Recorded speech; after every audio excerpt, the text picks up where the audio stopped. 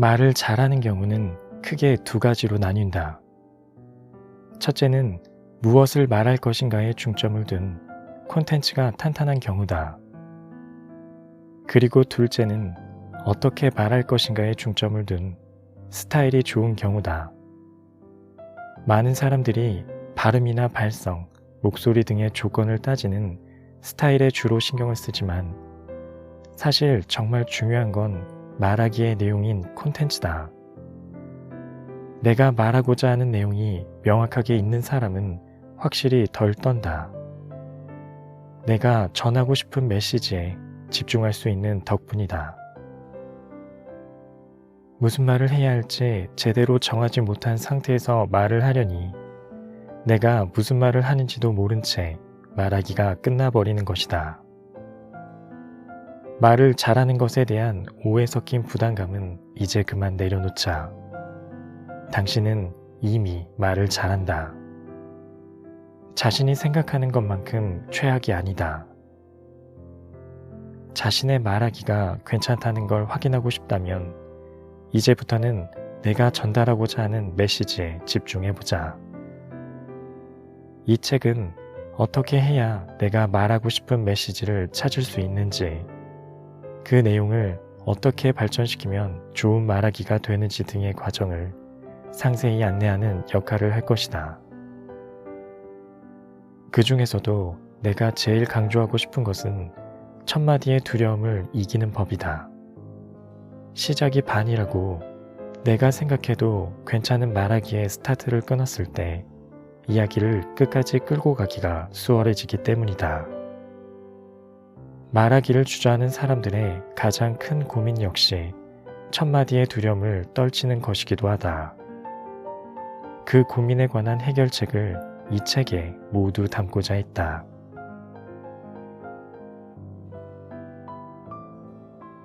안녕하세요. 책이 빛나는 밤의 기현입니다. 오늘 함께할 책은 아나운서 출신이자 첫눈 스피치 대표인 정은길 작가님의 첫마디의 두려움을 이기는 법이라는 책입니다. 우리는 많은 순간 말하기에 어려움을 느낍니다. 낯선 상황 또는 낯선 사람들과의 대화는 늘 부담으로 다가옵니다. 내가 꺼낸 이야기가 분위기를 망치지는 않을까 하는 막연한 두려움이 대화의 시작을 주저하게 하죠. 이 책은 제목 그대로 대화나 발표의 순간 첫마디의 두려움을 이기고 성공적인 말하기를 할 수 있는 방법을 소개하고 있습니다. 완벽한 말하기를 해야 한다는 생각을 버리고 부드러운 첫마디를 시작할 수 있는 노하우를 담고 있습니다.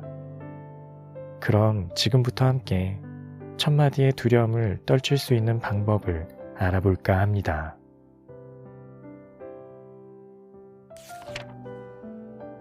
완벽해지려는 마음을 버리는 것이 시작이다. 자신감 회복 연습. 나는 말하기 수업을 진행할 때면 수강생들에게 이 질문을 꼭 한다. 여기 계신 분들 중에 내 목소리에 만족한다, 자신 있다 하는 분들이 계신다면 손 좀 들어주실래요? 이 질문을 받자마자 손을 번쩍 드는 수강생은 안타깝게도 거의 없다. 생각보다 많은 사람들이 자신의 목소리를 마음에 들어하지 않는다. 내가 듣기에는 좋기만 한데 말이다. 오랜 시간 동안 대화를 나눠도 거북하지 않았고 무엇보다 계속 듣기에 편안했으니까. 말을 하는 사람은 자신의 목소리에 만족하지 못하는데 듣는 사람은 조금도 이상한 점을 느끼지 못하는 이유가 무엇일까? 말을 하는 사람은 어떻게든 자신의 부족한 점을 찾아내고자 하는 마음이 가득하기 때문이다. 말하기를 끝냈을 때 스스로 만족하지 못하는 사람은 목소리가 작다, 목소리가 떨리게 나오는 게 싫다, 아기 목소리 같아서 자신감이 없어 보인다 등의 이유를 들어가며 자신의 단점을 잘도 찾아낸다. 문제는 목소리에만 불만을 갖는 게 아니라는 것이다. 발음이 부정확하다, 톤이 불안정하다. 말 속도가 너무 빠른 것 같다. 호흡이 가쁜 편이다. 발성이 별로인 것 같다 등 단점이 셀 수 없이 많이 열거된다. 우리는 언제부터 이렇게 객관적이고 명확히 상황을 분석하고 파악하는 사람이었을까? 그리고 이러한 자기 성찰이 스스로에게 얼마나 큰 도움이 될까? 자신의 말하기가 지닌 단점을 이렇게까지 세세하게 물고 늘어질 필요는 없다. 단점을 아주 잘 알고 있다고 해서 그게 잘 고쳐졌는지를 생각해보자. 내 문제를 한 번에 개선할 수 없다면 굳이 그 단점들을 가득 끌어안은 채 첫마디부터 힘겨워할 이유가 없다. 자신감만 계속 하락할 뿐이다. 더 이상 목소리나 호흡, 말 속도, 발성, 발음 등에 집착하지 말자. 자연스럽게 걷는 걸 상상해보라. 우리는 몸이 움직이는 대로 그저 팔을 휘젓고 발을 움직인다.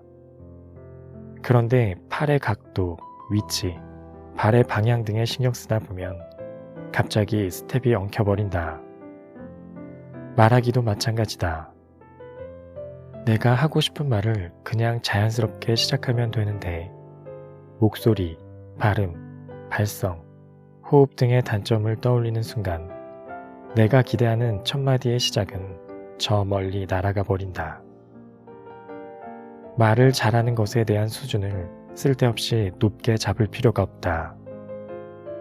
내가 하고 싶은 말을 충분히 전달하고 그 말을 들은 사람이 제대로 이해하는 것. 나는 그게 바로 말하기의 모든 것이라고 생각한다.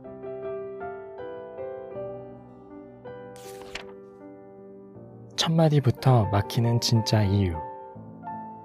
괜찮은 콘텐츠 찾는 법. 갑자기 어떤 발언을 해야 하거나 예상하지도 못한 질문을 받았을 때 대부분의 사람들은 당황한다. 스트레스는 어떻게 해소하세요? 혹은 가장 중요하게 생각하는 삶의 우선순위가 뭐예요? 같은 질문을 받았다고 치자. 어떤 답변을 할 것인가? 실제로 나는 말하기 수업을 하며 이러한 질문을 무방비 상태에 놓인 수강생들에게 던지곤 한다. 그러면 수강생들은 눈동자를 바삐 움직이며 나름의 답을 내놓는다. 내 생각엔 대부분의 답변이 훌륭한데 대답을 마친 사람들의 표정은 별로 좋지 않다. 자신이 한 말이 그다지 마음에 들지 않기 때문이다. 스트레스 해소법으로 잠을 잔다거나 영화를 본다는 답이 너무 뻔해서 싫은 것이다. 삶의 우선순위로 신뢰나 성장밖에 생각나지 않아 답답한 것이다. 첫 마디부터 막히는 건 발음이나 발성 등 스타일링에 관한 문제 때문이 아니라 어떤 말을 할 것인지에 해당하는 콘텐츠가 없기 때문이다. 내가 평소에 생각했던 것들, 지금 마음속에 가득한 것들이 말로 저절로 흘러나오게 되어 있다.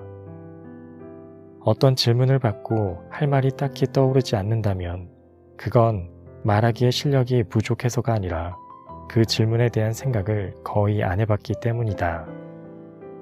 할 말이 없는데 말이 매끄럽게 줄줄 나오는 게 더 이상하다. 갑작스런 질문에도 뻔한 답을 하고 싶진 않다. 그렇다면 왜 우리는 할 말이 없는 걸까? 내가 생각하는 이유는 딱 하나다. 바로 세상 일에 그다지 관심이 없어서다. 세상 일에 관심이 많으면 하고 싶은 말이 많을 수밖에 없다. 우리 동네 수다쟁이 아줌마가 말이 많은 건 여기저기 관심이 가는 집이 너무 많기 때문이다. 누구네 집 남편이 어떤 사고를 쳤는지, 누구네 집 아이의 성적이 어느 정도인지 관심이 많아도 너무 많다. 그 지나친 관심 때문에 기피 대상이 되는 것이지만 그 아줌마가 하는 이야기를 가만히 들어보면 청산유수가 따로 없다. 이야기의 기승전결은 물론이고 흥미진진한 묘사까지 기가 막힌다. 세계 여행을 다녀온 사람들이 책을 많이 쓰는 것도 비슷한 이유다. 갑자기 글쓰기 실력이 늘어서가 아니다. 여행을 통해 이전과는 다른 경험을 했기에 할 말이 많아진 것이다. 날마다 다른 곳에서 잠을 자고 이제껏 못 먹어봤던 새로운 음식을 접하고 낯선 사람들을 만나 한 번도 생각해보지 않았던 주제로 대화를 나눈다고 상상해보라. 얼마나 하고 싶은 이야기들이 쌓여가겠는가. 그러나 날마다 비슷한 일상을 사는 사람들은 이와 다르다. 매일 같은 일터에 가서 비슷한 일을 하고 늘 만나는 사람들과 반복되는 메뉴의 밥을 먹는다. 나누는 이야기도 뻔하다. 도통 새로운 관심사에 눈을 돌리거나 자극을 받기가 힘든 환경이다. 게다가 아침에 출근하기 바쁘고 퇴근 이후에는 지칠 대로 지쳐서 쉬느라 바쁘다. 세상 일에 관심을 갖기가 쉽지 않은 게 당연하다. 어떤 질문에도 참신한 답변을 하기가 어려운 상황인 것이다. 그렇다고 언제까지 이런 상황을 방치할 수는 없다. 말을 잘하고 싶다면 말이다. 세상 일에 관심을 두지 않는 한 내가 할 수 있는 말은 늘지 않는다. 인풋 없이 아웃풋이 풍부해질 수는 없다. 제한된 상황에서도 최대한 세상 일에 관심을 가질 방법을 찾아야지 언제까지 목소리, 발음, 발성 탓만 할 것인가. 첫마디부터 뻔하게 풀고 싶지 않다면 갑자기 말을 해야 하는 상황에서 크게 당황하지 않고 비교적 마음에 드는 스피치를 하고 싶다면 세상 일에 관심부터 가져봐야 한다. 마음과 머릿속에 담긴 컨텐츠가 있어야 무슨 말이든 할 수 있기 때문이다. 당장 세상 일에 대해 없는 관심이 갑자기 생기진 않겠지만 평소보다 시야를 조금이라도 더 넓게 가져보려는 노력은 필요하다. 아무 것에도 관심이 없는 사람보다는 조금 더 할 말이 생길 것이다. 갑자기 어떤 것들에 관심을 둬야 하는지 감이 오지 않는다면 다음의 목록을 참고해보자. 첫째, 베스트셀러. 요즘 사람들이 많이 보는 책은 무엇인지 일일이 다 읽어볼 순 없어도 목록 정도는 알아두는 것이 좋다. 트렌드 분석까지는 아니지만 그래도 남들의 관심사나 최근 이슈가 되는 주제 키워드 정도는 알 수 있어야 첫마디로 풀어내는 좋은 소재를 비교적 빨리 찾을 수 있다. 말할 거리를 빨리 찾아야 첫마디의 두려움이 크게 줄어든다. 둘째, 유행하는 드라마나 영화, 음악. 유행하는 드라마나 영화, 음악도 마찬가지다.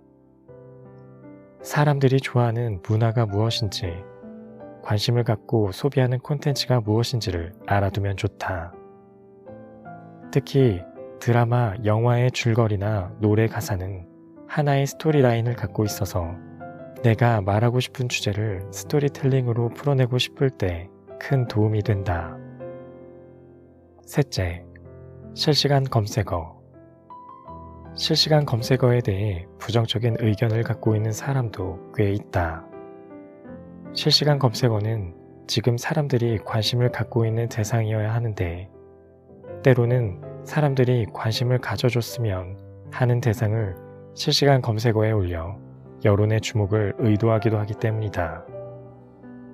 어쨌든 실시간 검색어를 보면 지금의 이슈를 바로 확인할 수 있고 그에 대한 나의 의견을 정리해보는 연습이 가능하다. 찬반 논란에 어떤 이야기들이 있는지, 그에 대한 근거는 무엇인지 등을 정리하는 연습을 자꾸 해보면 말할 때 잘 활용할 수 있다. 넷째, 다른 사람들과의 대화. 다른 사람들과 나누는 대화에도 귀를 기울일 필요가 있다. 다시 만날 일 없을 것 같은 사람, 내가 좋아하지 않는 사람, 오랜만에 만났지만 안 친한 사람조차 나에게 영감을 주거나 도움이 되는 이야기를 어쩌다 하는 경우가 있다. 그 대화의 소재를 잘 메모해 두었다가 나중에 스피치에 활용하면 아주 좋은 사례가 될 수 있다. 내가 실제로 나눈 대화, 직접 겪은 이야기만큼 구체적인 스피치는 없기 때문이다. 5째, 유명한 사람들의 인터뷰 기사. 자신의 이야기를 전달하는 건 생각보다 쉽지 않다. 그러나 그 이야기들을 자주 읽다 보면 나의 이야기를 전달하는 방식에도 참고가 된다. 그들의 다양한 경험들, 고난을 극복했던 방법, 성공하기까지의 스토리 등을 담은 내용 역시 훌륭한 스피치의 소재가 된다. 첫마디의 두려움을 극복하고 말하기의 소재를 금방 발견하고 싶은 사람이 되고 싶다면 지금보다 세상에 대한 관심을 조금만 늘리면 된다. 시작은 그거면 충분하다.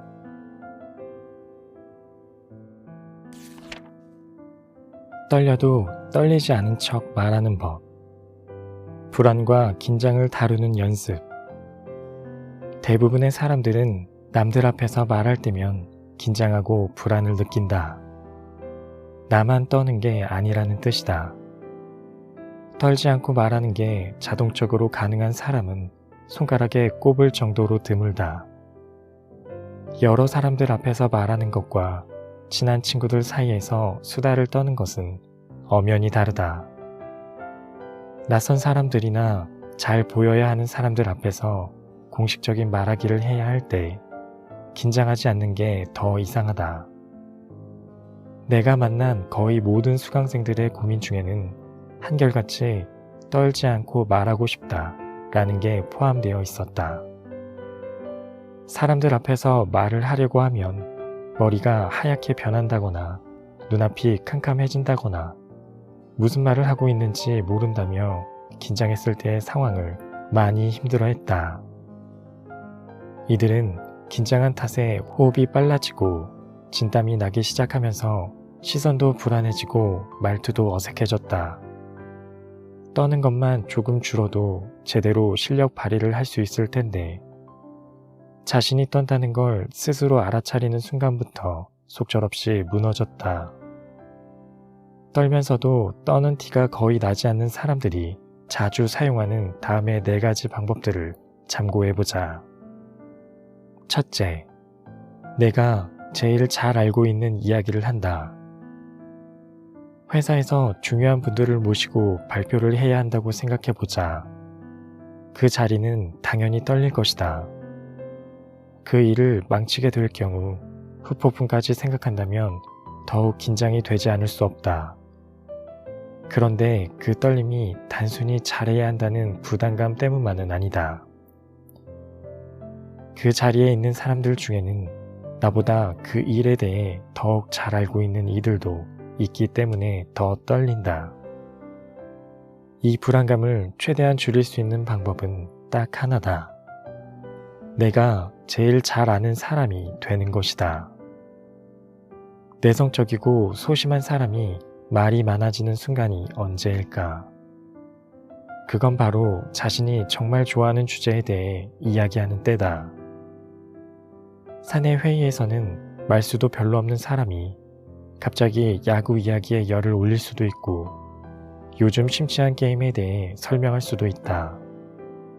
정말 좋아하는 음식이나 맛집을 소개하는 것, 자신이 키우는 강아지나 고양이에 대해 알려주는 것 등 내용은 무엇이든 상관없다.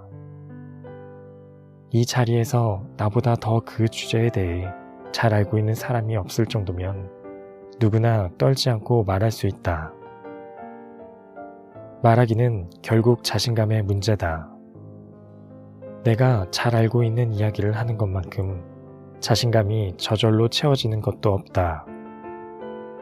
내가 할 스피치의 내용을 준비하고 또 준비할수록 불안한 떨림이 기대 섞인 떨림으로 변하게 된다.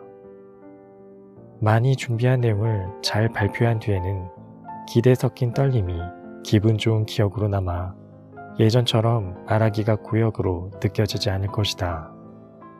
오히려 말하기가 끝난 뒤의 성취감을 기대하게 될 수도 있다. 둘째, 자다가도 튀어나올 정도의 연습을 한다. 내가 할 이야기에 대해 충분히 전문가가 되었다면 이제는 본격적인 연습을 해야 한다.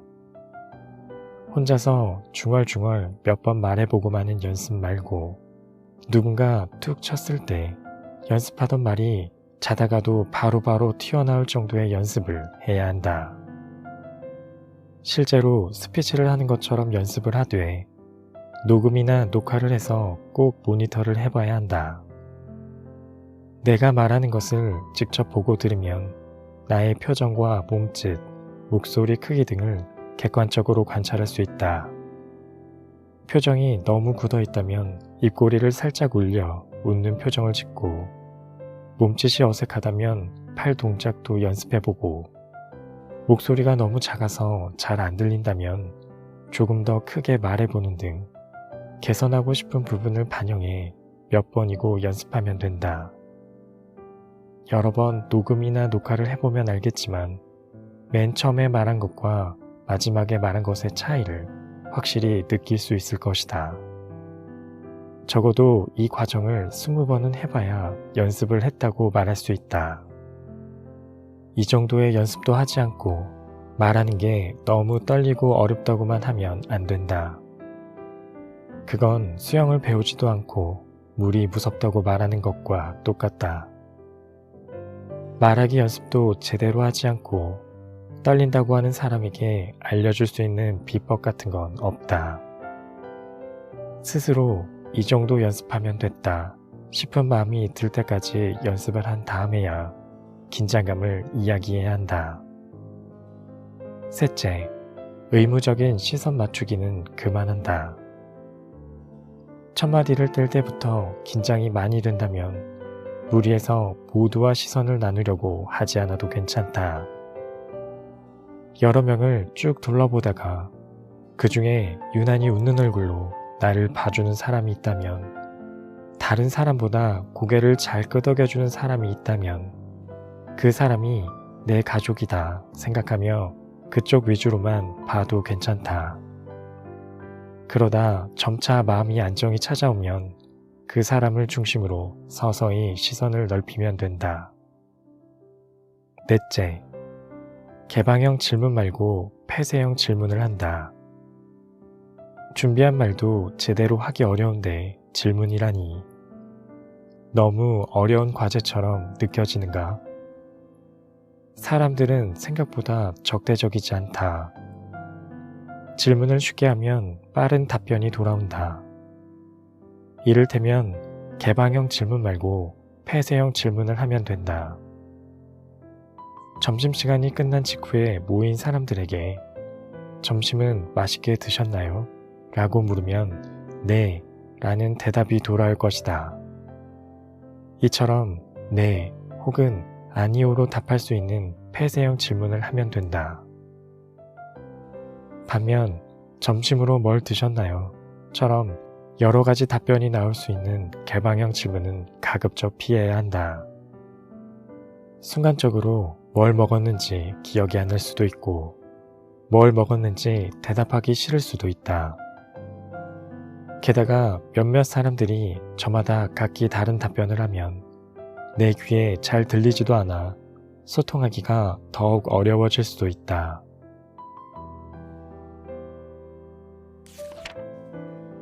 예상치 못한 순간에도 당황하지 않고 조리 있게 말하는 법. 즉흥 스피치 연습. 즉흥 스피치는 굉장히 실용적이다. 어떤 상황에서도 누구와 대화해도 크게 당황하지 않는 말하기를 가능하게 해주기 때문이다. 내가 미처 생각해보지 못한 주제에 대해 이야기해야 할 때 그 기회를 잘 활용할 수 있다면 나는 언제 어디서든 말을 잘하는 사람으로 기억될 수 있을 것이다. 내가 즉흥 스피치를 할 일이 있긴 할까 싶겠지만 평소 우리가 하는 대부분의 말하기는 즉흥 스피치에 가깝다. 참석만 하면 되는 줄 알았던 회의에서 갑자기 의견을 말해보라는 상사의 요구가 있을 때, 프로젝트를 마치고 회식을 하다가 한 명씩 돌아가면서 소감을 말해야 할 때, 발표를 하던 도중 생각해보지 않았던 부분에 대해 질문을 받았을 때 등이 모두 즉흥 스피치가 필요한 경우다. 즉흥 스피치 3단계 논거 회로. 우선 즉흥 스피치의 소재가 정해지면 그 단어가 가지고 있는 모든 특징들을 최대한 많이 생각해보는 게 즉흥 스피치의 1단계다. 창문의 경우 눈은 마음의 창 같은 표현을 떠올려 볼 수 있다. 또 창문은 온도를 차단하거나 보호하는 역할을 하고, 질 낮은 창문은 사물을 이상하게 보여주기도 한다. 유럽 여행을 할 때 본 예술 작품 같은 스테인드 글라스를 떠올릴 수도 있다. 창문에 입김을 불어 그림을 그릴 수도 있다. 이처럼 브레인스토밍을 한다고 생각하고 내가 떠올릴 수 있는 단어의 특징들을 짧은 시간에 가능한 한 많이 적어보자. 그 다음 2단계에서는 마음에 드는 특징들 중 하나를 골라 내가 말하고 싶은 주제를 정해야 한다. 나는 눈은 마음의 창이라는 특징을 바탕으로 마음속 창문이라고 할 수 있는 선입견을 줄이기 위해 노력하자 라는 주제를 정했다. 이 밖에도 단순한 창문이 스테인드 글라스로 예술이 되듯이 그 무엇도 예술이 될 수 있다 라는 주제도 가능하다. 이렇게 주제를 정하고 나면 즉흥 스피치에 윤곽이 잡힌다. 내가 할 말의 주제가 한 문장으로 정리가 된 덕분이다. 마지막 3단계는 나의 스피치를 키워드 중심으로 정리하는 일이다. 즉흥 스피치를 완벽하게 외워서 말할 수는 없다. 주제에 맞는 말의 흐름을 바탕으로 키워드를 대략 5개 정도로 정리한 후 그 순서에 맞게 말하면 된다. 이미 한 줄로 정리해둔 즉흥 스피치의 주제가 있기 때문에 생각보다 헤매지 않고 이야기를 진행할 수 있다. 이러한 즉흥 스피치 연습은 매일 생기는 자투리 시간에 얼마든지 할 수 있다. 이를 닦는 동안, 출퇴근하는 대중교통 안에서, 잠들기 직전 등의 시간에 눈앞에 보이는 사물의 이름 하나를 골라 1, 2단계 연습을 수시로 하는 것이다. 처음부터 잘 되진 않겠지만 어느 날 갑자기 내가 이렇게 멋진 생각을 하다니 싶은 순간이 온다. 이러한 아이디어가 쌓일수록 깊이 있는 말하기가 된다. 짧은 시간 동안 한 번 더 꼬아서 생각한 후 말하는 연습이 남들과 다른 차별화된 스피치를 만들어주는 덕분이다. 이러한 즉흥 스피치를 일상생활에서 꾸준히 한다면 언제 어디서건 당황하지 않는 것은 물론이고 여유있고 자신감 넘치는 말하기도 가능해질 것이다.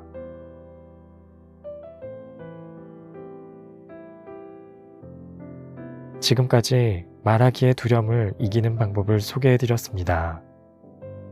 이 책을 통해 조금이나마 홀가분한 마음으로 대화의 첫마디를 시작할 수 있기를 바라봅니다. 끝까지 함께 해주셔서 감사합니다. 지금까지 책이 빛나는 밤의 기현이었습니다.